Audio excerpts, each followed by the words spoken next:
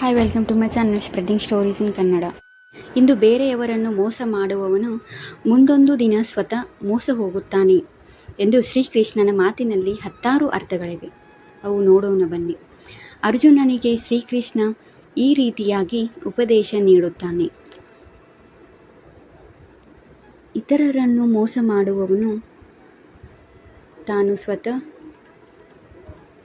ಮೋಸ ಹೋಗುತ್ತಾನೆ ಎನ್ನುವುದು ಶ್ರೀಕೃಷ್ಣನ ಮಾತು. ಜೀವನದ ಸಾರವನ್ನು ಗೀತೆಯಲ್ಲಿ ಹೇಳಲಾಗಿದೆ. ಒಬ್ಬ ವ್ಯಕ್ತಿ ಹೇಗೆ ವರ್ತಿಸಬೇಕು, ಯಾರನ್ನಾದರೂ ಸರಿಯೇ ಅವರನ್ನು ಹೇಗೆ ನಡೆಸಿಕೊಳ್ಳಬೇಕು ಎಂಬುದು ಭಗವದ್ಗೀತೆಯಲ್ಲಿ ಅಡಕವಾಗಿದೆ.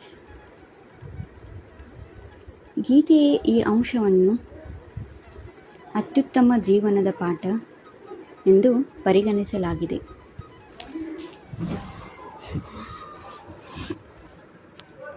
ಇತರರನ್ನು ಮೋಸ ಮಾಡುವವನು ನಂತರ ಮೋಸ ಹೋಗುತ್ತಾನೆ ಎಂದು ಶ್ರೀಕೃಷ್ಣ ಭಗವದ್ಗೀತೆಯಲ್ಲಿ ಹೇಳುತ್ತಾನೆ.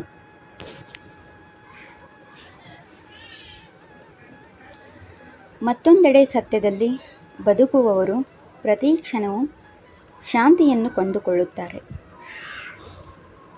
ಯೋಗವಿಲ್ಲದ ವ್ಯಕ್ತಿಗೆ ನಿರ್ಧಾರ ತೆಗೆದುಕೊಳ್ಳುವ ಸಾಮರ್ಥ್ಯವಿಲ್ಲ ಎಂದು ಗೀತೆಯಲ್ಲಿ ಹೇಳಲಾಗಿದೆ. ಅಂತಹ ವ್ಯಕ್ತಿಗೆ ಯಾವುದೇ ಭಾವನೆಗಳಿಲ್ಲ. ಅಂತಹ ಜನರು ಎಂದಿಗೂ ಮಾನಸಿಕವಾಗಿ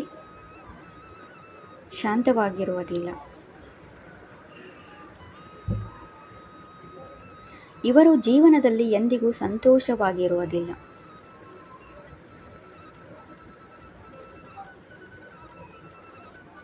ಮನಸ್ಸಿನಲ್ಲಿ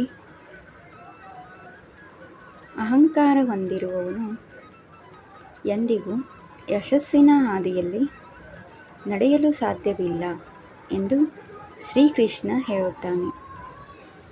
ಇದರಿಂದ ಹೊರಬರಲು ಮನಸ್ಸಿನಲ್ಲಿ ಸಾಮರಸ್ಯ ಇರಬೇಕು ಮತ್ತು ಸಮತ್ವ ಯೋಗದಿಂದ ಮಾತ್ರ ನಿಸ್ವಾರ್ಥ ಕಾರ್ಯಗಳನ್ನು ಮಾಡಬಹುದು.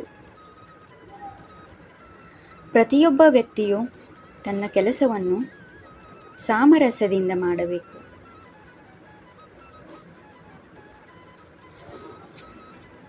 ಅಹಂಕಾರವಿಲ್ಲದೆ ದುರಾಸೆಯನ್ನು ತೊರೆದು ತನ್ನ ಕರ್ತವ್ಯವನ್ನು ನಿರ್ವಹಿಸುವವನು ಪ್ರತಿಯೊಂದು ಕಾರ್ಯದಲ್ಲೂ ಯಶಸ್ವಿಯಾಗುತ್ತಾನೆ. ಅಂತಹ ಜನರು ಶಾಂತಿಯನ್ನು ಕಂಡುಕೊಳ್ಳುತ್ತಾರೆ. ಒಬ್ಬ ಮನುಷ್ಯನು ನನ್ನನ್ನು ನೆನಪಿಸಿಕೊಂಡಂತೆ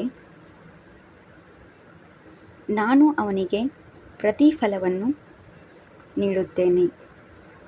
ಪ್ರತಿಯೊಬ್ಬರೂ ನನ್ನ ಮಾರ್ಗವನ್ನು ಎಲ್ಲ ರೀತಿಯಲ್ಲಿ ಅನುಸರಿಸುತ್ತಾರೆ ಎಂದು ಗೀತೆಯಲ್ಲಿ ಶ್ರೀಕೃಷ್ಣ ಅರ್ಜುನನಿಗೆ ಹೇಳುತ್ತಾನೆ.